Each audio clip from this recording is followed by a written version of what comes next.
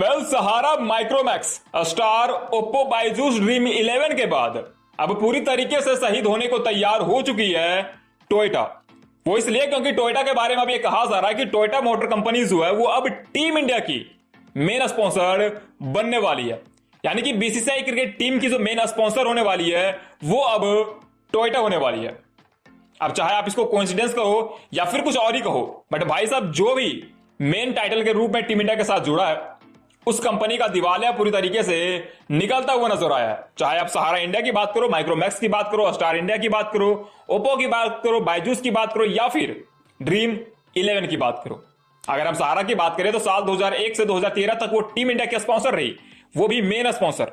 And 2013 के बाद सहारा का क्या हाल हुआ हमें आपको बतलाने की जरूरत नहीं है। शायद आप में से कईयों के पैसे अभी भी सहारा इंडिया में फंसे होंगे।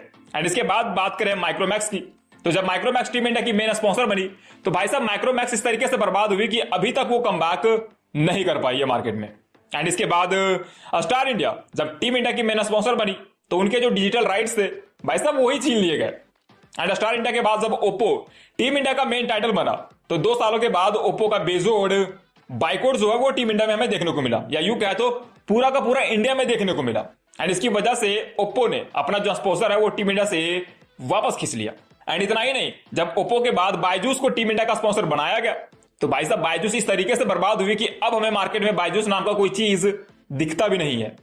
एंड जो एक यूनिकॉर्न कंपनी थी उसका दिवालिया पूरी तरीके से निकल चुका है। एंड बायजूस का अब कोई भी करियर या यूं कह तो फ्यूचर नजर आ ही नहीं रहा है, क्योंकि बायजूस नाम का कोई चीज अब एग्जिस्ट करता ही नहीं है।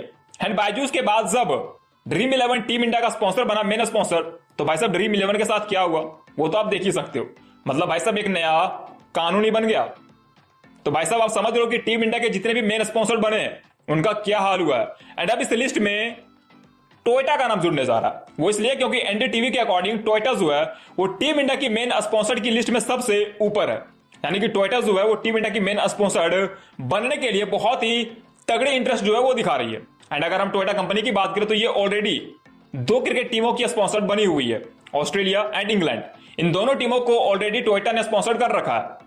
एंड टोयोटा अब टीम इंडिया पे नजरें गड़ाई हुई है कि कैसे टीम इंडिया का मेन स्पॉन्सर बना जाए। हालांकि टोयोटा जो एक बहुत ही बड़ी कंपनी है एंड इस कंपनी का दिवालिया निकालना बहुत ही मुश्किल है। एंड शायद इसीलिए टोयोटा ने ये रिस्क खेल लिया है। एंड टोयोटा अब ऑस्ट्रेलिया एंड इंग्लैंड के बाद इंडिया को अपना तीसरा मेन टाइटल स्पॉन्सर करने वाला है। एंड ये एक बहुत ही बड़ी न्यूज है। हालांकि इसके साथ ही और भी कई सारी कंपनी है जो कि रेस में बनी हुई है, but according to some reports and NDTV Toyota जो है वो बहुत ही स्ट्रॉन्ग कंटेंडर है इस लिस्ट में। एंड आप ये मान के चलो कि 99% चांस है कि टोयोटा ये टीम इंडिया का मेन स्पॉन्सर बनेगा।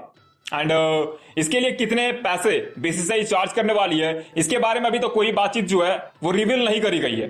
हालांकि आपके अकॉर्डिंग टीम इंडिया का मेन स्पॉन्सर किसको बनना चाहिए था हमें आप कमेंट करके बतला सकते हो। मिलता है नेक्स्ट रिपोर्ट के साथ, तब तक के लिए